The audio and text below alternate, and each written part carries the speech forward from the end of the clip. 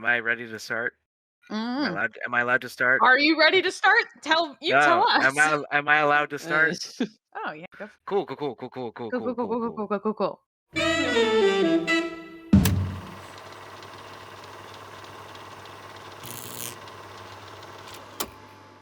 Hello, cinephiles, and welcome to episode 8 of Silver Screen Sips, a podcast where three idiot friends. All right, who got fired? We just got nixed. We just got next. We're three idiot friends talk about movies and take a fat shit on the Oscars 2022. Oh my god. Oh, I'm so ready. Oh boy, we're in for it today, guys. Apparently, we're fighting to see who will stay in this group of two. Apparently, one of us is gone. So. Oh god, what have I done? I don't know. We'll find out at the end of the episode who's gone. One of us is getting fired. We don't know who. Are we gonna start with our Oscars rant, or are we gonna go with my drink? Well, let's. I got actually a few things I want to say real quick. Oh, I'm sorry. There are announcements. Yes, we do have some more announcements. Nothing too crazy, but 3 things. One, as you know, we're trying to get to 100 followers on all of our platforms. We are at 73. We are so close. We are we actually just gotten a couple more followers right before we started recording, so I had to update the numbers. But we're at 73 now. We have 2 more episodes until the deadline is over. So This is our manager, by the way, just to let you guys know. Shh. I've had a long day. This is Bethany Shatner. Oh my god. No. We're not bringing that back. The return of Bethany Shatner. But yes, so spread it to your friends. That sounds like a disease. Share it with your friends. Yes, share us like an STD. Jesus Christ. Yes. Isaiah, no. You said it. I was thinking it, but you said it. Hey, man, what do you call it? How else are we going to spread like wildfire? If we don't spread... Stop while you're ahead. Sir? Mm-hmm. Okay, so I think we've just discovered that Isaiah's going to be the one that gets nixed by the end of this episode. Yeah, what do you call... I don't need alcohol to go on the wild side. No, our listeners are going to cancel Isaiah, guys. So anyways, back to the news. So yeah, 100 followers, guys. Come on, let's do this. Another thing, a little more exciting. We are giving a shout out to a listener from Barbados. Hello, Barbados. Yeah, it's very interesting. Shout out to you for listening from Barbados. Thank you for listening. We appreciate it. And yeah, just wanted to throw that out there. Do we have an announcement number 3? We do. All right, bet. Announcement number 3.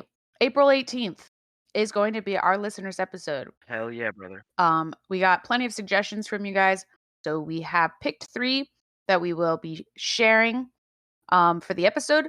But if you guys want to, send in suggestions still, you're totally allowed to. We can save them for the next listeners episode that we'll do in the near future. But for right now, we have our 3 picked for April 18th. So stay tuned for that episode that will be coming out once we finish with Star Wars. So a few more weeks. So I'm excited. 2 weeks away, guys. It'll be fun. Lewis, what do you got? Wow. What a transition. Yeah. I was done being creative. So, on today's episode of Big Lou's Big Silver Screen Sips, we have the KYLO Rye. Okay. So, the bartenders in the tasting room at the Bend Distillery in Bend, Oregon, are a band of Star Wars-loving devotees. The simple but potent whiskey-centric sipper pays tribute to the fiery temperament of Kylo Ren and his take-no-prisoners style of savoring with its ample use of spicy rye and puckery lime juice. This recipe originally appeared as part of May the 4th Be With You with these 4 Star Wars cocktails. So we have 2 ounces of Crater Lake rye whiskey, okay, a 1/4 ounce of fresh lime juice, and a club soda to top it off, with a lime twist for a garnish. Honestly, sounds like a pretty, if you like rye whiskey, this sounds like a pretty great choice. I don't know if I like rye whiskey. Find out. We're going to test that theory. Sounds good. I like whiskey. So Yes. I don't see why I wouldn't like rye. Yeah, I just 'cause it's whiskey, I'm gonna give it a 5 out of 5. Nice. That's just my personal opinion. Also, I guess we'll laugh at the Kylo Ren play on this. But anyway, next up, Isaiah. Um, never had this type of whiskey. I've never had rye whiskey, Rye whiskey. though. Mm-hmm. Rye whiskey. However, the bottle looks really dope. Okay, so what do you rate it If then, you- Isaiah? I don't like club soda, to be honest. Oh my God, what Why are does you so Isaiah like? picky? But you know what? I'd give it a shot. I feel like I also because I love the Four Horsemen, and isn't that like all whiskeys or something? That's 4 different whiskeys. Yeah, so So I'll that's give a it shot. There's a difference between taking a shot of whiskey versus taking like a sipping drink. You know. sipping drink. I'll give it a 4 out of 5. I'll give it a shot. So then, what was your rating though? Like numbers. Oh, 4 out of 5. 4 out of 5. Okay, that's what I thought. I think I will give it a 4.5 out of 5 because I don't know if I like rye whiskey, but since I like whiskey, like I'm literally drinking whiskey on the rocks right now, I think that I don't see why I wouldn't like it. But I'm leaving that half point just in case, leaving some breathing room. What's the what are you drinking right now? What crime are you committing currently? Larceny. Yeah. It's honestly, I think out of all the whiskeys I've had, this is one of my favorites for sure. It's just very easy to drink on its own. A lot of whiskeys I have to mix things to kind of like get it down, but this I can drink just on the rocks and it is smooth. My mom had the other day my family was visiting and my mom made all of my family come into my room so that they could all see how much alcohol I have on my nightstand. Anyways, okay, so I think everyone is pretty down for this drink. Yeah? I would say so. I'll give it a shot. Yeah. So, before we go on to our usual segments of the day, I suggest we give Isaiah the floor to start the Oh, fire. jeez. Yes, my Twitlonger that isn't going to go on Twitter. Isaiah, I was going to say, bring us your bullet points. I know you've got lots to say. I do have lots to say. He's So, got a Isaiah's paper. Oscar 2022 PowerPoint. Slide one. Slide all right, so let me start the fire. That is this. Everyone, close your eyes and imagine this. Unless you're driving, then don't close your eyes. But All right, slide one. The Twitter sphere, or I don't know, the bubble that is Twitter for the last couple of weeks has been not fun. Now the Oscars are happening, so all the talk is about the Oscars, all the things about the Oscars, and of course, it ain't Oscar season if there ain't a few controversies, and boy, did they really manage to screw them up this time. So bullet point number 1 is that they decided, hey, we're gonna get rid of 8 freaking categories. next slide. And then, oh my god, then the host. All right, we're gonna get into the host. The host. Yes. They have yes. 3 main hosts this year. All right. We got Wanda Sykes, which, all right, I haven't seen her in a movie. I haven't seen her in a movie in a long time, but she's a comedian. She's pretty cool. I'll give her that. Regina Hall. All right, cool. That makes a lot of sense. Then they have Amy Schumer. Nope. The next thing I gotta freaking talk about is the presenters. All right. Yes. I think. All right, I got them all here. Number 1, DJ Khaled. DJ Khaled? What? All right, shut up. DJ Khaled. I was gonna say because he's more of like a music influence. I don't get why he's in a film. They have like Shawn Mendes too. Shawn Mendes is coming. Wait, Shawn Mendes isn't. I didn't even know he was still a thing. I haven't heard his name in years. So yeah, there's that. Then there's Tony Hawk.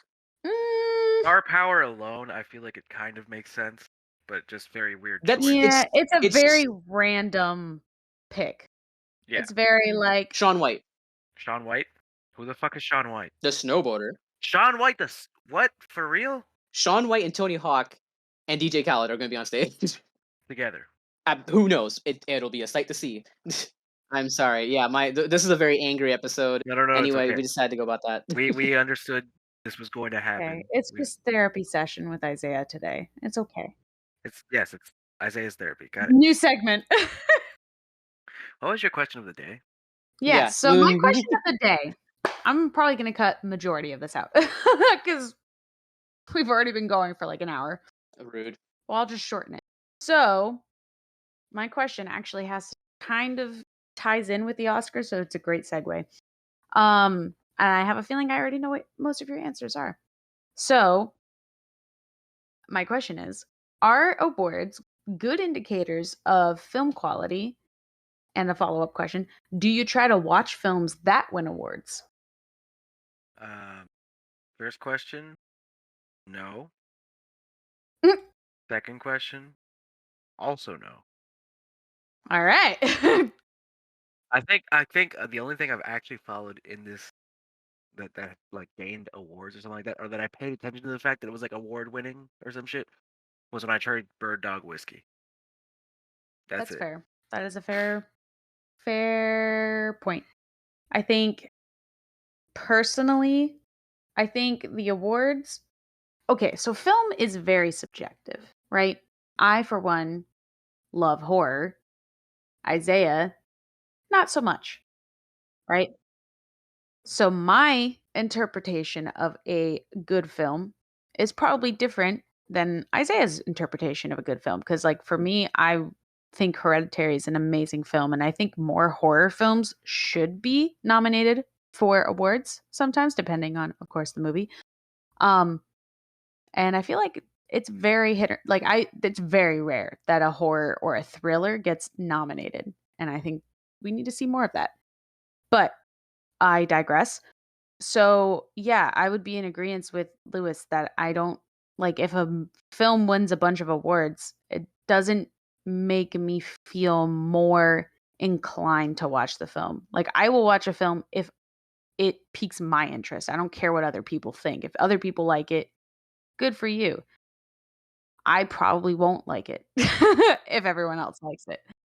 Yeah. There's a lot of films that a lot of people really, really liked that I hate. And that could be a whole episode in itself. I have a whole collection of films that I think are overrated. And yeah, that's pretty much it. That's about all I have to say. I think basically, long story short, I agree with Lewis. I do agree. I don't think it's as subjective as you think, because though I am not into horror movies, I do understand like Hereditary. Like I personally don't like horror movies, and I probably wouldn't watch Hereditary because of the reasons. Yeah, like it because of the scare factor and stuff like that, right? I probably wouldn't watch it myself because I'm not into horror movies. But I do understand its Boom, like bomb. significance on why it is so critically acclaimed and why it's won so many awards for what it is. Movies win awards because I believe a lot of people can agree that damn, that was good. That's why, and so I don't personally believe that like I would I don't like base it off of like when I watch movies, I don't base it like, oh yeah, did this movie win an award? Oh, it didn't. I'm not gonna watch it. That's not how it goes. Like if I think it's gonna be good and entertaining, all right, cool, I'll watch it. If it has awards and stuff like that, it kind of makes me like, oh, okay, so that means I'm probably not gonna be disappointed when I go into it. Kind of like reading a few like non-spoiler reviews before watching a movie. Yeah. Like, okay, I know that I'm not gonna have wasted my time, basically. And then there comes like the movies that are like super classics, like Full Metal Jacket, or I don't know, just a really really popular movie, not popular, but like award winning, like holy crap, everybody kind of universally agrees this is a great movie. Sometimes they don't do it for me. I can agree with that, but but I can understand the significance of it. Like, my hot take is that I don't like 2001: A Space Odyssey. I can't stand that movie, which is surprising coming from me because I am really into the like, what the hell did I just watch? This is all trippy as balls. What the hell is going on? Like that David Lynch level of like, holy, what, my mind's about to explode because this is so weird. I'm down with that, but 2001: A Space Odyssey just didn't do it for me. Like that movie was it just to me was just boring, and it really just didn't. I don't know. The point was really went over my head, I guess. See, I knew this about you, and I haven't seen the film myself to have an opinion on it, but I have to disagree with you just for the sake of disagreeing. Are you playing devil's advocate? Always. All right. Just for the sake of being like, I'm cool. And you're not. Anyway. Got him. Damn. Ow, man. That hurt. No, not you, Isaiah. Oh. Oops. Aha. Oops. Whoopsie. So, anyways, okay. So we all kind of We all generally agree. Isaiah, relatively, Isaiah's a little more lenient. It seems. Yeah, like I'm not gonna. Oh, it didn't win an award. I'm not gonna watch that. That's not how that works. Yeah. Exactly. All right. So, we're gonna roll on over to Isaiah's fact segments for the day. Oh God, we have to talk about episode 8. Yeah. Is it time? It is time. I've been trying to push it off. Okay. Is that why we talked for an hour about freaking Oscars and Yeah, probably. comedians? Correction. Is that why you talked for an hour? Mhm. So I don't have a lot of facts for today because, to be honest, this movie doesn't have a lot of things about it. It's the kind of the low point in the trilogy. Who knew?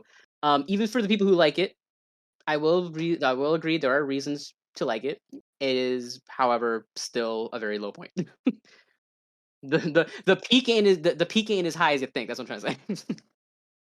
All right, we'll start with the Queen, Carrie Fisher. She was a script doctor. If you don't know what a script doctor is, basically, the people hire her to look at scripts, and she goes around and fixes them for like the script's not so good, needs a little tweaking. Some things need to be fixed here and there. They call her, and she goes in and she fixes them up. What happened to Rian Johnson? You mean Rian Johnson? No, see what I'm saying here is she's a script doctor. She wrote some of the scenes for episode 8, by the way. Just keep that in mind. So what the fuck happened with She episode wrote her own 8? dialogue. She wrote her own dialogue. She ad-libbed a little bit sometimes too. Hold up. Which one? Do you know if she wrote the scene of the fucking the dreadnought getting destroyed? I don't know. I think it was mostly to her own dialogue is what she helped write the scripts for. Okay, that's okay. Okay, because I have a comment I need to make about that scene, and it's gonna be like controversial for Beth. I feel like I know I what might your agree. opinion's We'll gonna see. be, and I feel like I'll probably agree. Anyway, but yes. Yeah.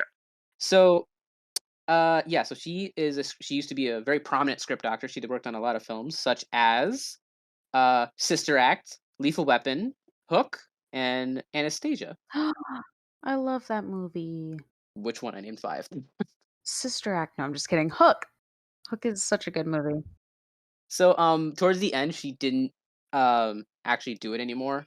The only movie she actually did work on was The Last Jedi, because and I quote, you see, in order to get a rewrite job, you have to submit your notes for your ideas on how to fix the script, so they can get all the notes from you, from all the different writers, keep the notes, and that hire you. That's free work, and that's what I always call life wasting events. Oh. Is what she said. Because basically, yeah, that they're doing that now. I guess is that they'll put the script out. People will then submit their notes on what they think should be fixed. They'll then hire their own writer to go and take those notes and do it themselves and not give the money to anybody who submit anything, which is probably the most scummy thing I've probably heard in a while. Yeah. So, and what do you if you did it to Carrie Fisher, you did it to Carrie Fisher. Of all people, you deserve to rot in hell. Yeah, so she said she didn't want to do it anymore because, as to quote, life wasting events. Yeah. I don't blame her. All right. Now, when filming, Laura Dern, she's the purple-haired lady that takes over. Yeah. That takes over. I hate that character, but we'll get into that later. So there's a scene where she fires a blaster, and apparently every time she did it, just like Obi-Wan Kenobi, she said "pew." That's pretty funny though. And it actually made it into the film. Really? Yeah, so they obviously dubbed it over, like they didn't put her line in there. But you can, if you you just hear her go. Pew. Yeah, so if you Google Last Jedi Pew or like Laura Dern Pew, there's a GIF and it'll show it. That's yeah, and so great. you can see in the movie you can see where she fully said she like comes out of smoke and she fires a blaster and you can clearly see that she said Pew. No way. Hold on. Now I gotta look this up like right now. Hold on. Laura Dern. Laura Dean? Laura Dern? DER. Laura Dern. Laura Dern. Laura Dern. Pew. Pew pew. Yes, like the first gift. Oh my god, I can't unsee that now. Yeah, oh my god, she clearly says it. Whoa, that is so weird. Okay. Sorry, what were you saying? Now, the island that Luke Skywalker lives on is called Skellig Michael, in Ireland, and it's named after the Archangel Michael, and it's a protected land in Ireland. Love Island. According to the director Rian Johnson, the porgs were the result of puffins that are native to the island. They were unable to move them as they are protected species of the protected land, so they're not allowed. They couldn't do anything, and it would be too time consuming and expensive to edit them out. So they just put the porgs. They just CGI'd a bunch of porgs over them. Meh. So yeah, the reasons the porgs exist is because they had to cover up the puffins. I'm sorry, but I have a hot take. I don't like porgs. I think they're really annoying. I think you're really annoying, but okay. Take it back. I take that back. I didn't mean. Okay, thank you. You know I don't mean that. Come on. Good. I never know with Oh, you, geez. Lewis. Neither do my customers. Neither does my girlfriend. It's okay. I have a very good poker face. I'm sorry. He's got a good poker voice too. I can never tell him he's kidding. I'm never kidding when it's you, Isaiah. Ooh! I'm tired. I'm sorry. Wow, he's aggressive tonight. He's aggressive. I'm drunk. Isaiah's mad. Wait, what? Beth is drunk? What? No. That's No. literally what you just said. What did you say? I didn't say You that. literally just said you were drunk. I did not. I am not. Okay. Anyway. I only drink water. Yes, only drink water. Heard. So continue. Yeah, so John Boyega was on a strict diet while filming the movie. Oh, okay. Well, all right. So John Boyega was on a strict diet while filming the movie, and according to him, he talked to Carrie Fisher about being on the diet, and her response was, "Kid, get into the fridge and take some chocolate bars. I have so many here." and he said, "I did, and I failed my diet because Carrie Fisher told me to, and it felt great." That's great. I love her so much. Do you have any other facts with her or no? Let me see. Nope, that's it. All right. But I have two more. So, according to stunt coordinator Liang Yang, the complex series of lightsaber movements that Daisy Ridley had to perform, specifically the scene in which she's accidentally cuts a rock in half, it usually takes 3 days to learn. She, however, learned it in 90 minutes. Hey, yo. And this is why I love her. This is why she's Get my it, second Daisy wife. Ridley. All right. And our last fact of the day, on The Tonight Show with Jimmy Fallon, Daisy Ridley revealed that at the wrap party that was held in an Irish pub, Daisy Riddler. Daisy Riddler. I got the Batman one. Riddler. Riddle me this, Snoke. So Daisy Ridley, who had worked, she was a bartender for a year and a half before getting her big role in Star Wars. So the line was getting really long in the pub. So she jumped behind the bar and just started serving beers. That's big Lou energy. Hell yeah, brother. I'm also sure she did a great job. Seems like she would be a fun person. I would love to hang out with her. Hell yeah, brother. Anyways, okay, so that was your last one? That was the last one. Yes, there was not many facts this episode. Yeah, I was gonna say that was really short for. Well, I mean, honestly, that's probably that's expected. I went through a lot of them, and they were just not interesting. They were just very, very. They were like, "Oh, how much money the movie made? How many like its opening box office numbers?" It was like just really mundane stuff like that. I was like, "This is not interesting." Well, it's time. What a truth. It's time. Let's start with our overall opinions. What do we got? Let's hear Bethany first. Oh, I'm so glad you said that. So, I watched this movie in theaters, right? And the minute that Luke Skywalker threw his lightsaber was when I hated the film. So within like the first 5 minutes or 10 minutes of the film, I was like, I knew from there, like from then on, I was like, okay, I understand what my expectations need to be for this film. And it was just a joke. I'm sorry. I know a lot of people liked episode 8 because it was different, but it was to the point where it was not a Star Wars film. If you watched that movie outside of, like not being a huge Star Wars fan, like, yeah, it's a fine film. It's entertaining. It's fine. But if you're watching it as a Star Wars fan and you're like, oh, I know these characters like the back of my hand, like this is what they would do. And then that just gets completely thrown away, then it's like a shot to the heart. So I would give it's probably my least favorite movie. I would rather watch episode 1 before watching episode 8. Damn. Film, the greatest film ever created. That's fair. It's a 0 out of 5. You're gonna give Damn. it a 0, a straight up 0. Yeah.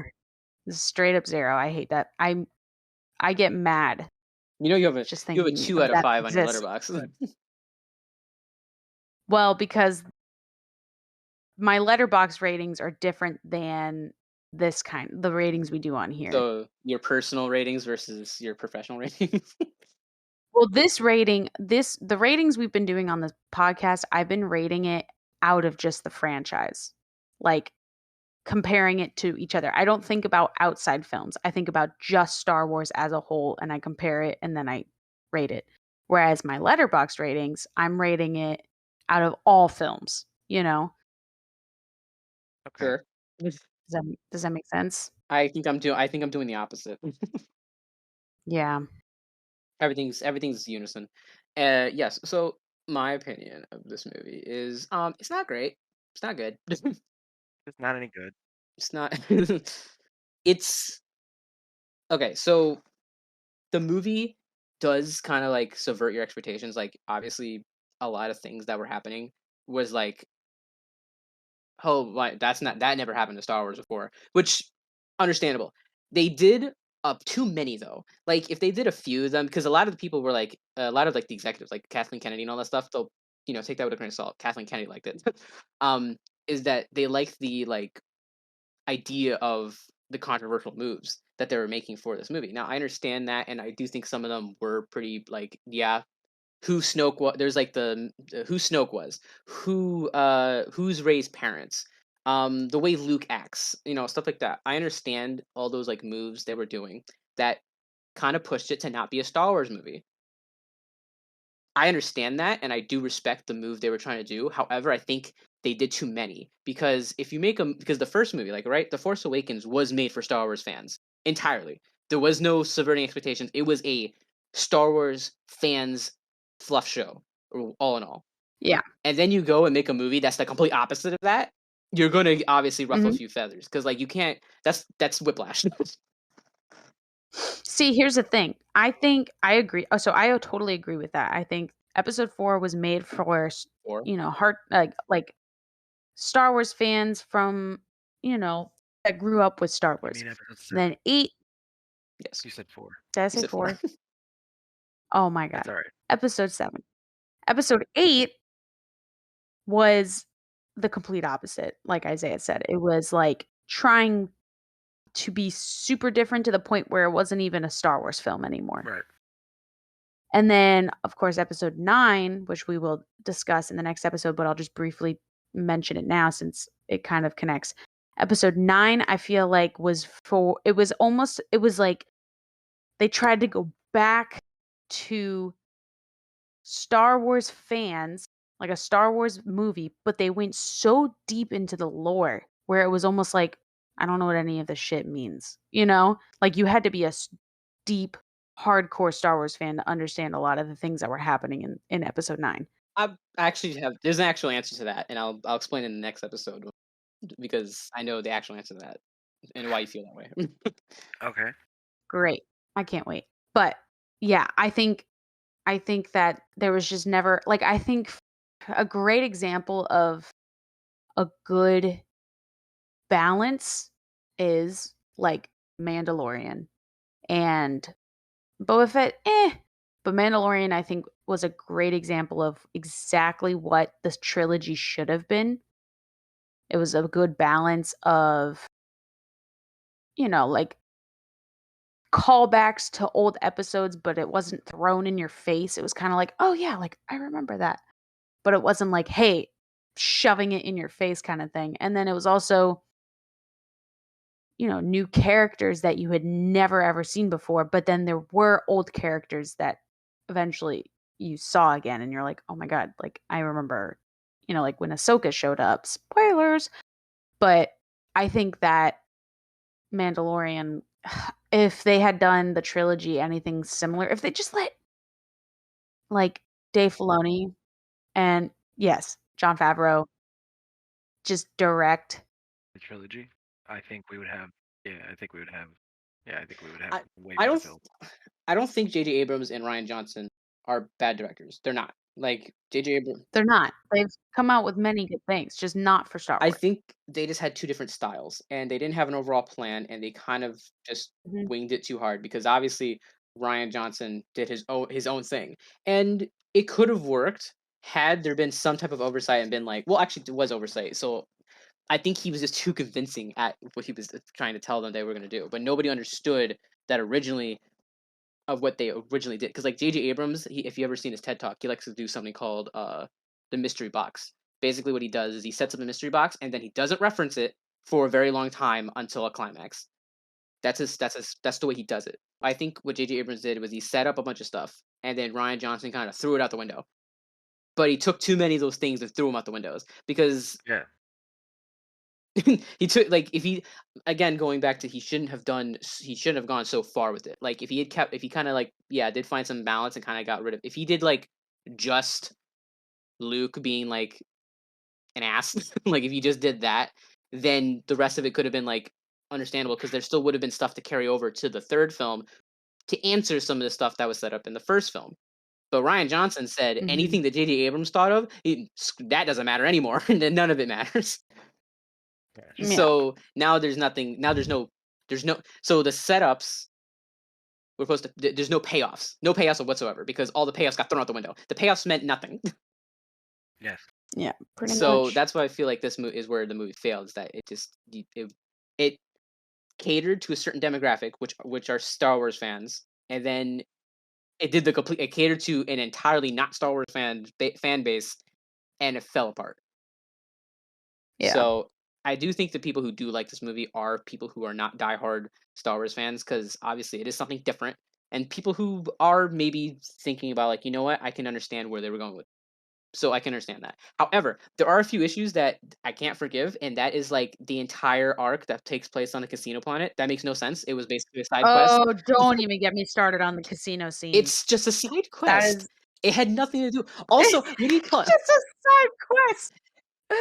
Also, because at the end of it, they just come back with nothing, and there was no point of any of that. They just come back with Rose, who was like one of the most hated characters, which like I have nothing against the actress, but like the character just was not I just did not care for it. I was just like, okay, you're just here. Like no one invited You you. know how I feel about this movie? I feel how I feel about this movie the same way I feel about Halloween Kills. Alright? It was an unnecessary addition, but unfortunately you still have to see it because there's like two scenes that are very important to understand in the next movie. That is basically what this is. Because there's the whole where the hell did all because if you did not watch this movie, right, you completely skipped over because basically anything in this movie did not matter because everything kind of just goes back to zero. And so, but the only Except Snoke yeah, dying, I think is so like the Snoke only dies. thing. Ray, what do you call it? Leia is got force powers all of a sudden, and the But ship is gone.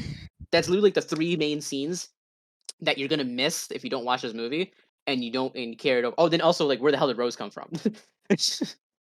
Like my point is that those like 4 or 5 things happened in this movie and they compose of maybe like 10 minutes total, but now we have to watch a 2.5 hour movie because of those 5 scenes are spread out. Correct. So mm, now now you have to now if you go into the next movie, you're gonna miss those 5 very important things, despite the fact the rest of the movie is just doesn't matter. Right. Lewis, you said you had something you wanted to talk about with the ship. So there's as a movie. So as a movie, if we're discussing the points here, obviously as a movie, that this was absolute garbage in terms of the entire franchise. Uh, definitely agree with that because I'm just very angry about the initial. I was initially just very angry about how they just literally just removed all of the fucking payloads, as you said earlier, and they were just like, well, I don't give a shit about any of that. Let me suddenly be like 2 years in the future, no explanation of anything that's happened in between, and here we are. So the other thing I had to say though, I guess like what for me kind of, I don't want to say it like this. It's more like redeeming qualities of the film is the some of the visuals they managed to pull off and some of the ideas they managed to like Yeah. pull off in the film. And the one I was mentioning earlier was the Laura Dern's character. I don't remember her name. Nobody does. Captain something. Purple-haired bitch. No, Captain something.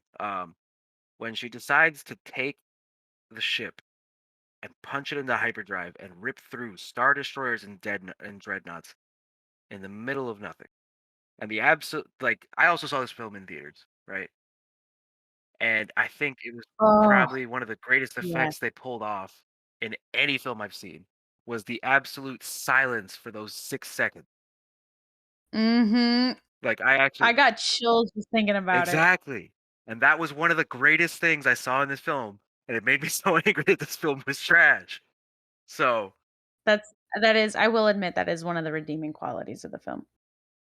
I didn't like the character, but like that scene, like I know a lot of people were trying to be like, "There's no person we do Lightspeed." I'm like, "Yeah, but it fucking looked cool. Just shut up and enjoy the scene. It's a really cool scene." Come on, to find one redeeming quality in this shit show, man, you got to just It let should something be else. that. yeah, It's exactly. gotta be that one because I remember when I saw it in theaters too. I was like, I just getting chills rethinking about it, like the silence, and then like afterwards, everything comes, like all the sound comes back, and you're just like, because it's yeah. I will say that was done really well, and I do think I agree as well with you on the like. I will say it was much more because obviously it was a different director. That it was definitely a different cinematic like look compared to like J.J. Abrams. And I liked the look of episode 8. I think it had a lot of good like visuals, but I think that was it. Like story-wise, it's in the trash. Yeah, absolutely. I just, speaking of story, I have to add one thing. Poe's character arc. Poe? Well, Poe and Finn's character arcs make no sense in this movie. I mean, they don't make sense. I mean, none of their honestly, the only character arc that makes sense is Kylo Ren's. Everyone else is just He's like emo boy. That's literally there. it's simple. Yeah. They didn't make it complicated. Because Rey's character arc gets put in so many directions, and then it just doesn't. The climax is just like, this was really what you set up. Like, what the fuck? Well, So, okay. But as a whole, none of the character arcs. I think it's because they did kind of break it down into like there's a character arc in the first movie, there's a character arc in the second movie. The third movie I don't even know. But There's a story in the third movie? Exactly. So, but the idea is, I think Cosmonaut pointed this out, and he brought up a good point that the storylines should have been switched because Poe is on the like he's on the ship, right? And he's like, "Holy crap, we're gonna die. I gotta try to save everybody." Right? He is like that. I gotta try to save everybody because I feel like everyone's doing. I need to know. I know what's best, right? And then Finn's character arc is about like, oh, war is bad, and like if anybody need in that like because he's on the planet where everybody's profiteering off the war and stuff like that, and if anybody needed to go through what happened to Finn on that planet would have been Poe because Poe is the person who's like the fighter. He's the one who's like I'm the best pilot in the thing. I need to fight everybody. I need to go be aggressive. He should have been the one to go to that planet to learn about like how war is bad because he was like I'm okay with the war. I just want to go blow up the empire. But he needs to realize that war is bad and he didn't get that arc. So he's the one who should have went to the casino planet, and then Poe should have been on. And I'm sorry, Poe, and then Finn should have been on the thing, realize like having his own thing going. But they kind of didn't do that. In episode 9, they're like, oh, you know what? Now instead of Finn being, because they like started to kind of like in 7, they were setting up Finn being a Jedi, like a Jedi stormtrooper, which would have been fucking sick. I don't remember anything. It would have been something new. because Well, like it's he the had the illusion. lightsaber in Yeah. his hands, and he like Like even the in sight 9 they kind of started to allude to it again, where he's like, I feel, like especially in episode 9, it was a lot more prominent in episode 9. Yeah, But like episode 7, there was a lot of rumors about it. exactly, because like when he goes to like, I think it's in the final scenes when he's trying to like help Rey with Ren, and he's like holding Yeah. the lightsaber and gets knocked out and shit. It's very like natural scene for him. Like he just holds it very naturally, and it's like, okay. And a lot of people are like, he's probably force sensitive since he's able to wield it so like naturally. And instead they're like, no, you know what? We're just gonna nix that. Are we talking about 9 or You're 8? not a Jedi. Talk about 7 Kind to of 8 both. and then 9 because it doesn't really come back. It's that come back after that's that. what I'm kind of that's what I'm trying to say is like his story arc overall is like you're setting up that he's gonna be a Jedi, but then you nix it and you're like, no, you're just a stormtrooper who Yeah, or not even just a Jedi, but like force sensitive too. yeah. And then 9 they bring it back. So that's like I guess basically what I'm trying to say is like just the story arcs of everyone is just all over So the place. obviously we know from the opinion you give things that we would change about Yeah, but, we have a lot we would change. My final rating surprise you honestly. I'm gonna give it a 2 out of 5. 2 out of 5? 2 is fine. I'll allow it. I too gave it a 2 out of 5. Well, that's not allowed. Okay. Only Lou. Only Lewis can do it too. Only 2, 2 for Lou. 2 for Lou. Unfortunately, Isaiah gets. I get a Isaiah. 2 because that's what I put on my letterbox when I watched the movie. Apparently, I put a 2, and I don't even remember putting a 2. I should change it to a 1.5. Okay, so what would we change? Pick one. If you could change one thing to make the film better, because I know we all have 1,000 things we would change. So if you could only pick one, Like I said earlier, if Rian Johnson hadn't thrown out everything that was set up in the previous film, honestly, they may have gone a lot smoother. I agree. I think if they had just stuck with the original setup, yeah. You give it a lot of credit that there was an original setup. Well, yeah. I mean, J.J. Abrams even said he was making it up kind of as he went. Like there was no script when he started, kind of a thing. So, yeah. He at least made some good setups. He probably could have figured it out if Rian Johnson wasn't like, no, I'm just gonna take it all away and you can figure it out afterwards. First, I would get rid of the casino planet altogether. I would get rid of that whole damn thing. Yeah. And if I had to be shoehorned into actually having it, I would switch it with Poe so that he can learn that war is not a good thing. That would be it. But I still would try to cut the casino planet entirely because and come up with a whole new freaking story because that is very unnecessary. It was like an hour and a half of side quests. Yeah. Would have been fine for a video game, but not for a movie. Okay, well, thank you for listening, everyone. I think they should deserve a prize for sticking around if they did, because this was a rough episode. There was a lot said, and it was a lot of hateful things, but that's okay because we can hate things, right? Sure. I hate you guys. What? Wow. I'm kidding. Mm-hmm. The whiskey. Okay, so thank you for listening, everyone. We hope you enjoyed today's episode. Just remember, you can follow us on Instagram, YouTube, iTunes, and Spotify as Silver Screen Sips. Try and get us to 100. We are very close. So just make sure you share us on whichever platforms you want to share us with or share us on. Yeah. You can also follow us on Twitter at Silver Screen Sip with no S at the end. So make sure to follow us on there as well. And you can see Isaiah's controversial tweets. Also, email us your movie suggestions. We do have a listeners episode coming on April 18th, but please send us more suggestions for the next listeners episode. We will take any movies. And you can email us those suggestions at silverscreensips@gmail.com. You can also just send us any questions that you want answers to, and we will shout you out in the episode. We do post every Monday on YouTube, Spotify, and iTunes. So please give us a rating on whatever platform you listen to us on, because the feedback helps us a lot and it helps us to provide better content for you guys. And that is the end of my thesis. So we will see you in the next episode. We will dive into guys, it is the final episode of the Star Wars franchise. Not the final episode. Final episode of the No, but the Star Wars episode. The final episode. Yeah. It's the final Star Wars episode. It is episode 9 of the franchise. It's the final episode of the podcast. We're gonna be- canceled. Sorry. Yeah, no. We're doing episode 9 next episode, and then episode 10 is a review of them all, kind of, and we kind of we'll play some fun games and whatnot for episode 10. So I'm very excited for that one. So definitely stick around for episode 10. I think that's pretty much everything, right? Yeah. All of our links are in our link tree, so you just click that. It should be in the description or somewhere. Yes. You can just get everything through there. Also, Somewheres. there's an email section at the bottom, so just email you can just email your suggestions to that too. Yes.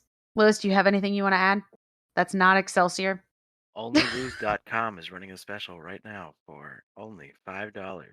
That's expensive. No, it's not. Because normally the price is like $25. How do you know this? I was talking about my personal page. Excuse me? What are you accusing me of, Bethany? Nothing. Anyways. Have a great night, morning, afternoon, midnight, whatever time it is you're listening to this. Enjoy Excelsior, it. my friend. No! God. Every time. It's so good.